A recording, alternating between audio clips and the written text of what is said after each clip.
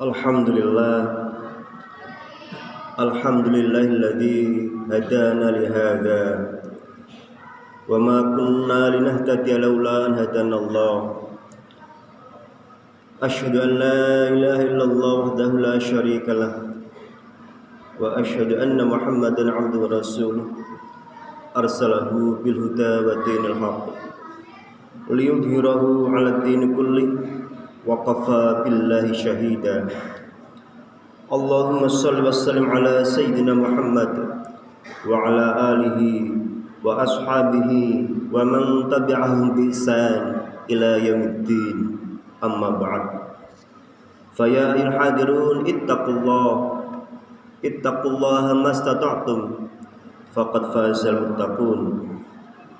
A'udzu billahi minasyaitonir rajim. Bismillahirrahmanirrahim.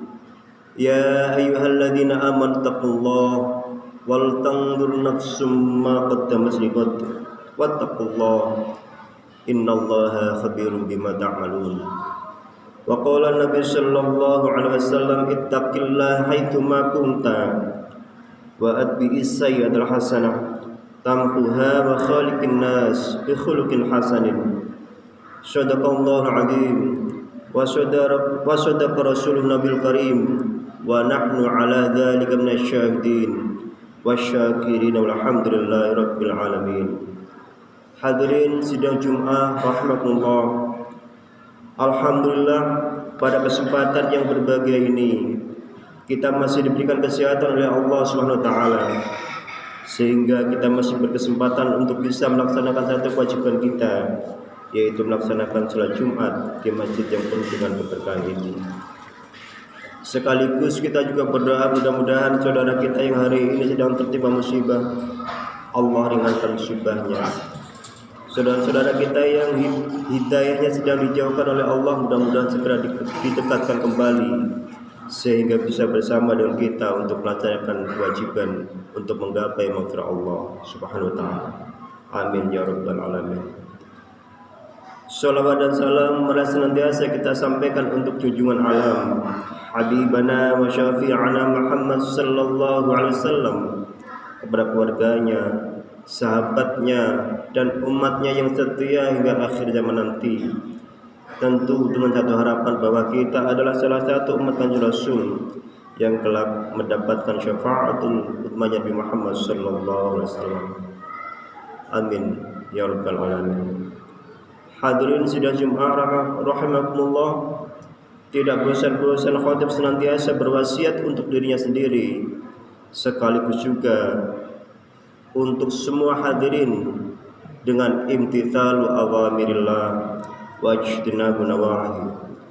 Sekuat tenaga dalam posisi apapun kita untuk melaksanakan perintah Allah Subhanahu wa taala sekaligus menjauhi larangan Allah Subhanahu wa taala. Hadirin sidang Jumat rahimakumullah, hari ini kita berada di hari tasyrik yang pertama.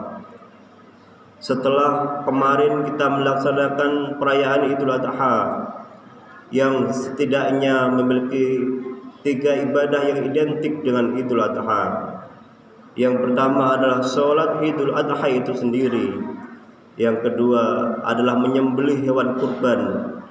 Yang ketiga adalah ibadah haji bagi saudara-saudara kita yang berada di Mekah. Hadirin sidang Jumat rahmatullah, dari serangkaian ibadah identik ketika Idul Adha, yang pertama yang harus kita pelajari adalah sholat Idul Adha adalah sholat sunnah yang harus kita laksanakan ketika momentum Idul Adha. Lelaki dan perempuan semua berbondong-bondong untuk melaksanakan ibadah ini dengan satu kepasrahan total bahwa semua yang sudah kita lakukan adalah semata-mata karena Allah Subhanahu wa taala. Qul inna sholati wa nusuki wa mahyaya wa mamati lillahi rabbil alamin. Sesungguhnya salatku, ibadahku, hidupku dan matiku hanyalah untuk Allah, Tuhan semesta alam. Hadirin rahmatullah, dari ketiga rangkaian ibadah yang identik ketika Idul Adha adalah adanya kepasrahan total terhadap apa yang sudah kita usahakan dan Allah takdirkan di kemudian. Wa may yatawakkal 'ala Allah fa huwa hasbuh. Dan barang siapa yang bertawakal kepada Allah, niscaya Allah akan mencukupkan keperluannya. Hadirin rahimakumullah, ibadah kedua yang identik ketika Idul Adha adalah ibadah kurban.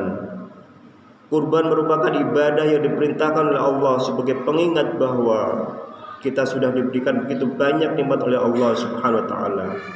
Sebagaimana tertuang dalam surat Al-Kautsar, A'udzubillahi minasyaitonir rajim. Inna a'tainakal kautsar. Sesungguhnya kami telah memberimu nikmat yang banyak. Fasholli lirabbika wanhar. Maka laksanakanlah salat karena Tuhanmu dan berkurbanlah. Hadirin sidang Jumat rahmatullah, selain memiliki dimensi vertikal, kurban adalah semakin mendekatkan diri kita kepada Allah. Kurban juga memiliki dimensi sosial, yaitu berbaginya kita dengan rezeki kita kepada orang lain. Dalam ibadah ini kita harus mengeluarkan uang untuk membeli hewan kurban, untuk kemudian kita bagi-bagikan dagingnya kepada tetangga kita. Tentu tidak semua orang memiliki atau mau mengeluarkan hartanya untuk melakukan hal ini. Masih banyak di antara kita yang tidak rela dan penuh perhitungan dengan hartanya sehingga dia tidak mau berkurban ketika hari raya Idul Adha. Padahal perhitungan seperti ini yang seharusnya kita kikis. Kita harus yakin bahwa dengan kepasrahan harta kita yang kita gunakan untuk berkurban di jalan Allah, maka Allah pasti akan menggantinya dengan yang lebih baik lagi.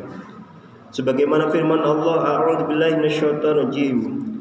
Mathalul ladzina yunfiquna amwalahum fi sabilillah kamathali habbatin ambatat sab'a sanabila fi kulli sumbulatin mi'atu habbah wallahu yudha'ifu liman yasha wallahu wasi'un alim. Perumpamaan orang-orang yang menginfakkan hartanya di jalan Allah adalah seperti orang-orang yang menabur sebutir biji yang menumbuhkan 7 tangkai. Pada setiap tangkai ada 100 biji. Allah melipat gandakan pahala bagi siapa yang dia kehendaki. Allah Maha Luas lagi Maha Mengetahui. Hadirin rahimahullah, terlebih infak untuk ibadah kurban yang memiliki banyak keutamaan sebagaimana Rasulullah SAW tegaskan, yang artinya tidak ada suatu amalan yang dikerjakan anak Adam pada hari raya Idul Adha yang lebih dicintai oleh Allah dari menyembelih hewan kurban. Karena hewan itu akan datang pada hari kiamat dengan tanduk-tanduknya, bulu-bulunya, dan kuku-kuku kakinya. Darah hewan itu akan sampai di sisi Allah sebelum menetes ke tanah. Karenanya lapangkanlah jiwamu untuk melakukannya. Hadis riwayat Imam Tirmidzi dan Ibnu Majah. Hadirin sidang Jumat rahimahullah, rangkaian ibadah identik ketika Idul Adha yang ketiga adalah ibadah haji. Dalam ibadah haji yang menjadi rukun Islam kelima, kita juga diajarkan dengan nilai-nilai kepasrahan total kepada Allah. Saat menjalankan ibadah haji, kita harus jauh-jauh pergi ke tanah suci Mekah, meninggalkan orang-orang yang kita cintai dan pasrah semuanya kepada Allah. Selain itu, kita juga harus merelakan diri untuk mengeluarkan harta yang banyak agar kita bisa pergi ke Baitullah, menyempurnakan keislaman kita dengan berhaji. Bukan hanya dari sisi materi, saat ini kita ketahui juga bahwa betapa panjangnya antrean sampai dengan puluhan tahun agar kita bisa berangkat haji. Hadirin sidang Jumat rahmatullah, senada dengan kepasrahan untuk mengeluarkan harta dan lamanya waktu yang kita tunggu, Allah mengawali perintah haji dengan kata-kata lillah, karena Allah dan untuk Allah. sebagaimana termaktub dalam Al-Qur'an, a'udzubillahi minasyaitonir rajim. Walillahi 'alan nasi hajjul baiti man istata'a ilaihi sabila wa man kafara fa innallaha ghaniyyun 'anil 'alamin. Di antara kewajiban manusia terhadap Allah adalah melaksanakan ibadah haji ke Baitullah, yaitu bagi orang-orang yang mampu mengadakan perjalanan ke sana. Siapa yang mengingkari kewajiban haji, maka sesungguhnya Allah Maha Kaya, tidak memerlukan sesuatu apapun dari seluruh alam. Hadirin sidang Jumat rahmatullah, khutbah singkat ini mudah-mudahan memberikan spirit kepada kita. Masih ada 3 hari ke depan, yaitu hari tasyrik, hari ini, besok dan lusa, untuk kita yang belum berkesempatan berkurban, untuk kita melaksanakan kembali pemotongan hewan kurban sebagai bagian dari kepasrahan kita dan syukur kita atas nikmat yang Allah telah berikan kepada kita. A'udzubillahi minasyaitonir rajim. Bismillahirrahmanirrahim. Wal asri innal insana lafi khusrin illa alladziina aamanu wa 'amilus solihati wa tawassaw bil haqq wa tawassaw bis sabr.